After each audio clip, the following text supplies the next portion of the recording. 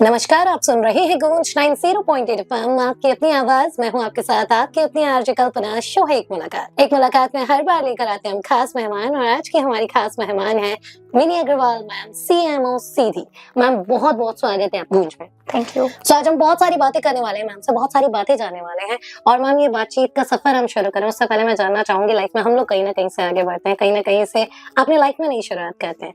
ऐसे में बतौर सरकारी अधिकारी आपकी जर्नी की शुरुआत कैसे हुई? एक्चुअली ना 2011 में एक्चुअली मेरा बचपन से ऐसा सपना था कि मुझे सोसाइटी के लिए कुछ कंट्रीब्यूट करना है, बट होता है ना, एक विजन नहीं मिल रहा था कि कैसे करना है। तो व्हेन हमारे यहाँ एक कलेक्टर हुए यहाँ पर, आकाश त्रिपाठी सर थे शायद, तो at that time I was in 12th standard शायद। तो उस समय मुझे ऐसा लगा कि आईएएस है वो, तो कि उनको देखकर मैंने सोचा कि नहीं, मुझे भी आईएएस बनना है या कुछ ऐसा करना है जिससे मैं डायरेक्टली सोसाइटी के लिए कुछ कंट्रीब्यूट कर सकूं। तो उस समय जो एक थॉट आया, उस पे एग्जीक्यूशन किया, पढ़ाई करी, जो भी मेरे पास लिमिटेड रिसोर्सेज थे उसको हमने देखते हुए तैयारी करी थी। जी, 7 साल आपने पीएससी को दिए मैम, और लगातार कई सारे इंटरव्यूज होते हैं, सफलताएं आपको मिलती हैं, और कई बार आप बहुत मोटिवेटेड भी होते हैं और डिमोटिवेटेड भी होते हैं उसी फेज में।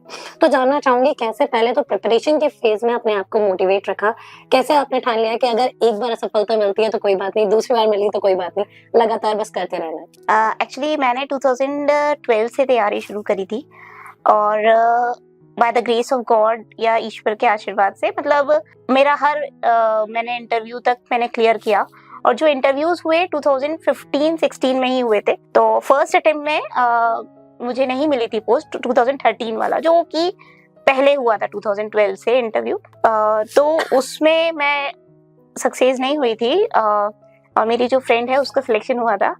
तो अपन बोलते ना, 3 इडियट में एक डायलॉग है, दोस्त सफल होता है तो बहुत कष्ट होते, बट कहीं ना कहीं उस समय लगभग उस रिजल्ट्स में 2-3 महीने का ही गैप था। तो पहले अटेम्प्ट में मेरा नहीं हुआ था, फिर बस तैयारी करते रहे, बहुत डिसहार्टेड भी हुई। बट एक्चुअली अगर आप पीएससी में या कोई भी प्रिपरेशन करते हो, विद होल हार्ट करते हो और अपना सब कुछ देते हो, तो डेफिनेटली आपको कुछ ना कुछ तो मिलता है। तो कहीं ना कहीं ये तो था कि कुछ ना कुछ तो मिलेगा। एट लास्ट 4 या 5 महीने बाद फिर मेरा सब रजिस्ट्रार पे भी हुआ था। उसके बाद फिर 2014 बैच में मैं लेबर ऑफिसर बनी। उसके बाद फिर असिस्टेंट डायरेक्टर इंडस्ट्रीज के लिए मेरा हुआ था, जो मैंने ज्वाइन नहीं किया था क्योंकि मैं लेबर ऑफिसर ऑलरेडी थी पोस्टेड।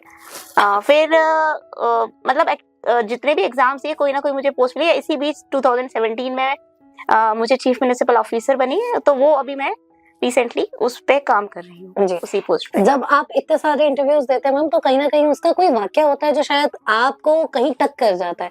आपके साथ इस जर्नी में कभी ऐसा हुआ इंटरव्यूज के दौरान, बोर्ड का कोई ऐसा रिएक्शन हो, या आपका खुद का कोई पर्सनल एक्सपीरियंस रहा हो जो सबसे अलग रहा हो और जिसने आपको सबसे ज्यादा हिट किया हो? यस, एक्चुअली एक इंटरव्यू हुआ था मेरा जो कि व्यवहार सर के बोर्ड में था उस समय। तो उसमें बहुत ही शॉर्ट इंटरव्यू था, लगभग शायद मुझे लगता है 15 मिनट का इंटरव्यू था।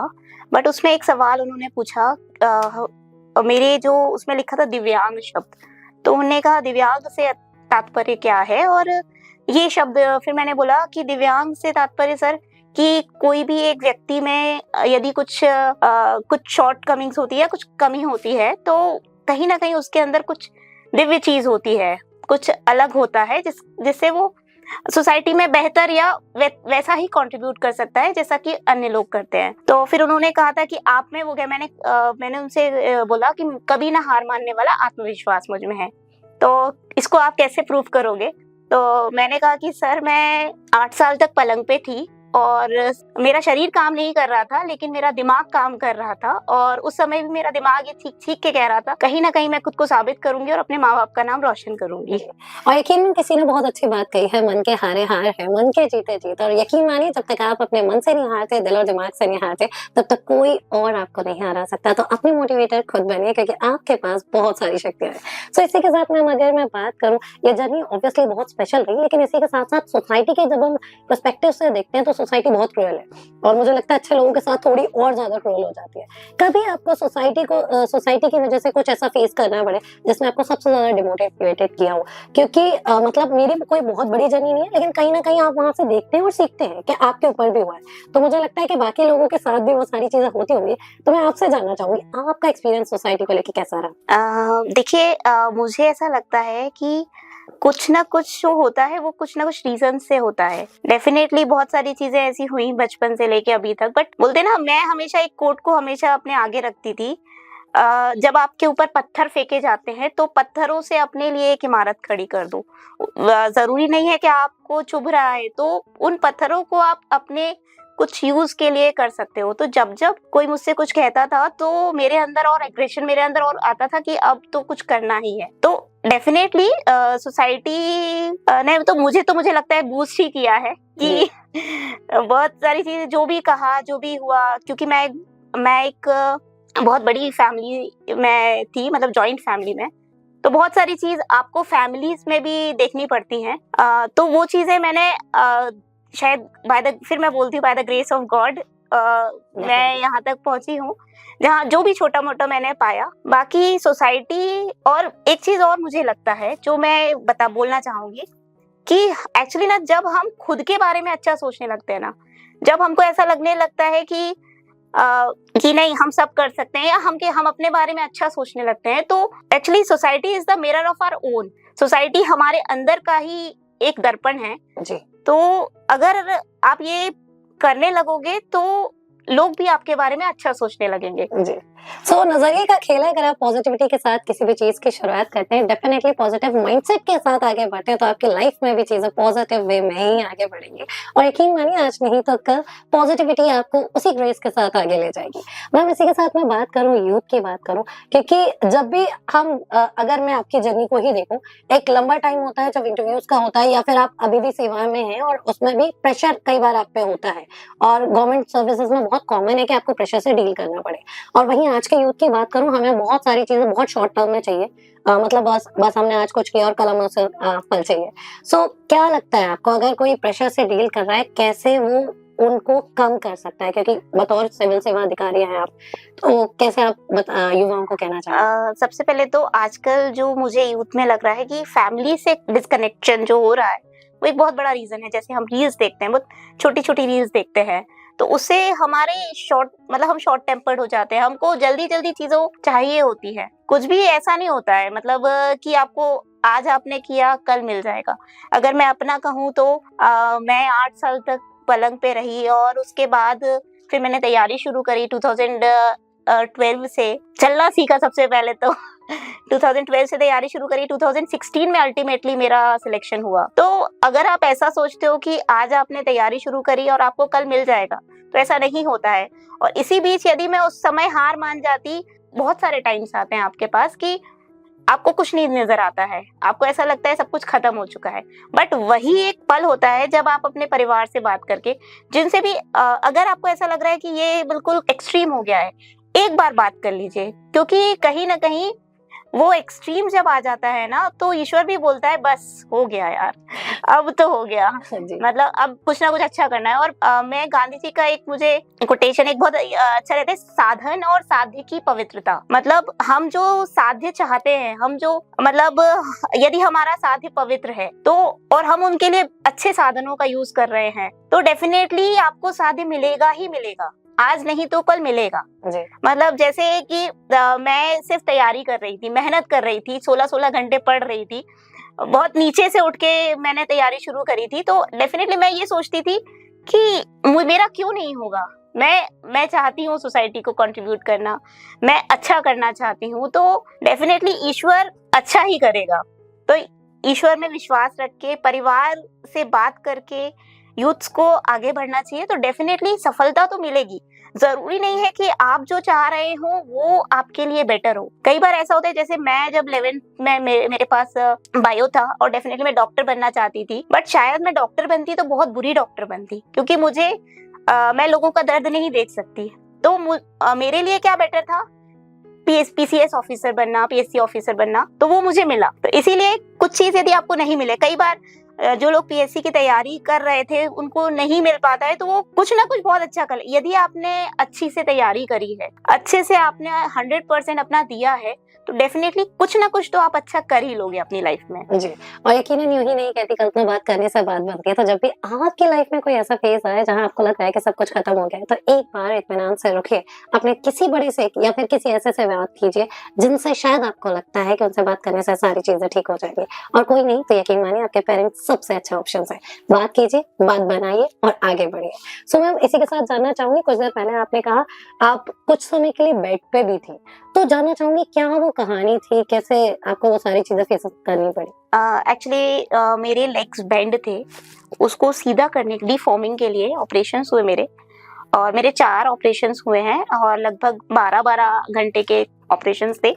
और जैसे 7th में पहला हुआ था, फिर 9th स्टैंडर्ड में थी, फिर दूसरा हुआ, 11th में तीसरा हुआ, 12th में चौथा हुआ, 12th क्लास में, तो ऐसे ऐसे हुए थे। उसके बाद एक्चुअली ऑपरेशंस तो हो जाते हैं, उसके बाद जो फिजियोथेरेपी का जो पार्ट होता है वो ज्यादा पेनफुल होता है। तो there was the time in my life जब मुझे ऐसा लग रहा था शायद मैं अपने पैरों पे नहीं खड़ी हो पाऊंगी, बट फिर मैं बोलती हूँ कि ईश्वर का चमत्कार हुआ। मतलब मेरे को ऐसा लगता है कि मेरी लाइफ बहुत ही क्या बोल सकते हैं, I am very blessed child of God.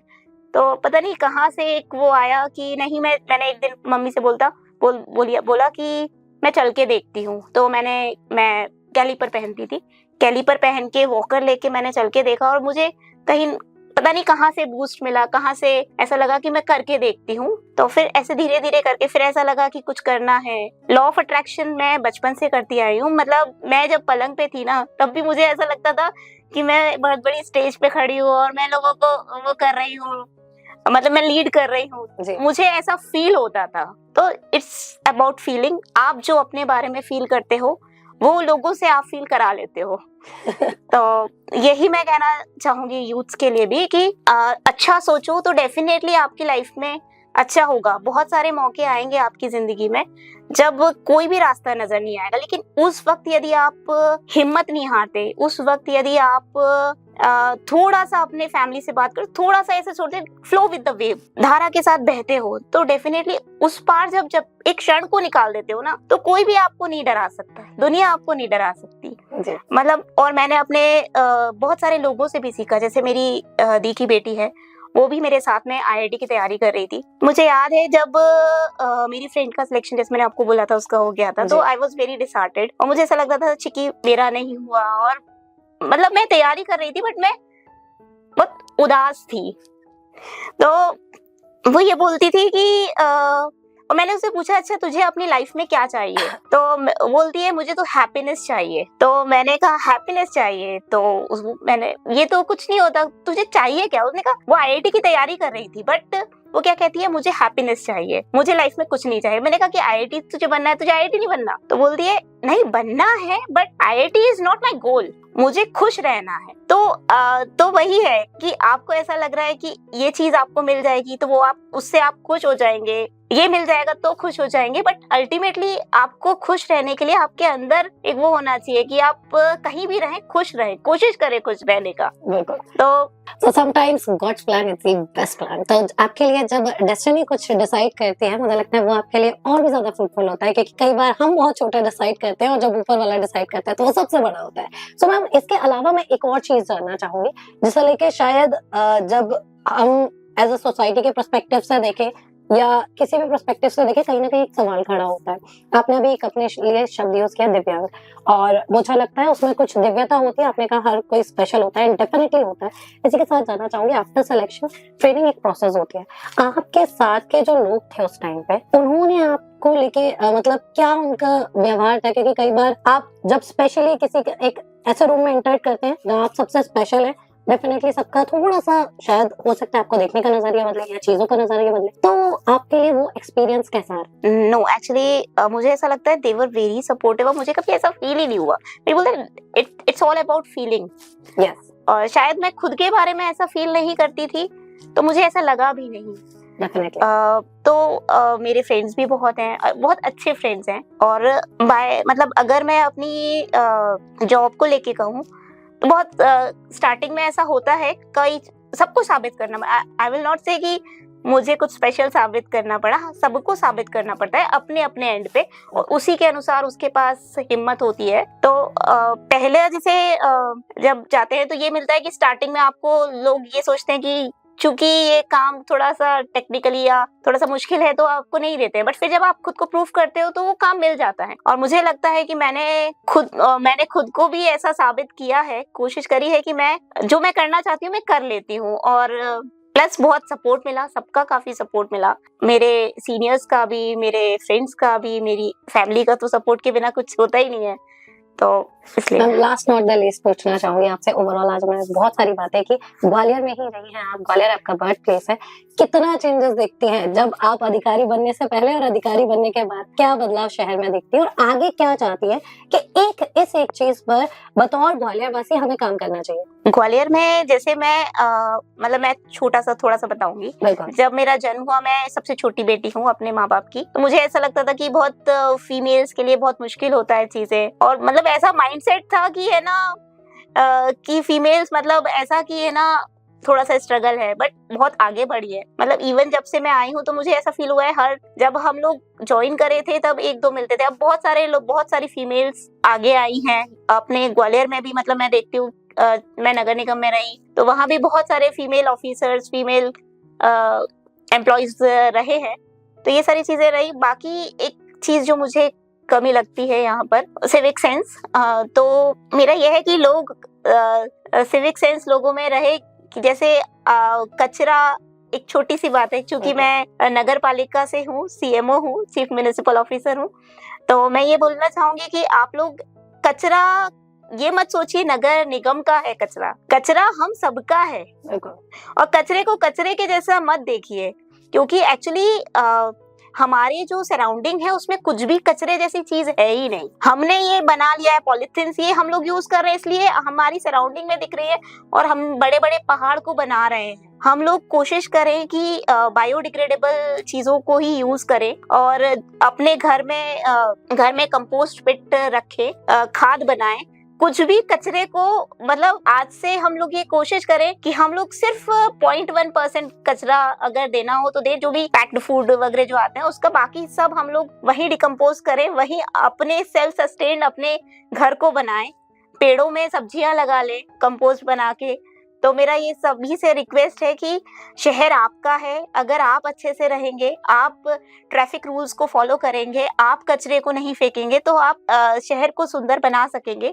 क्योंकि किसी भी शहर की सुंदरता में शहर वासियों का सबसे बड़ा रोल होता है। तो मेरी आप सभी लोगों से रिक्वेस्ट है, नगर निगम तो अपना काम कर रही है, लेकिन एज अ सिटीजन हम सब लोग, मैं खुद भी ग्वालियर की सिटीजन हूँ, तो हम सब लोग ये ध्यान रखें कि जैसे कि आप चलते हैं तो अगर आप बोल दोगे कि ऐसे मत करो, या पत्थर बीच में रखा है तो हम लोग उसको साइड में नहीं करते हैं, जबकि अगर आप साइड में कर देंगे, हो सकता है कि कोई गिरते हुए बच जाए। तो थोड़ा सा आप ये देखिए कि लोगों को अच्छा एनवायरनमेंट मिले, इस पे काम करें। यूथ से मेरा रिक्वेस्ट है as a citizen. And definitely शहर हमारा है तो जिम्मेदारी भी हमारी, और मुझे पता है ग्वालियर वासी बहुत जिम्मेदार है, बस इसी जिम्मेदारी को समझने की देर है, क्योंकि हमारा एक छोटा सा एफर्ट इस सोसाइटी में एक बड़ा चेंज ला सकता है।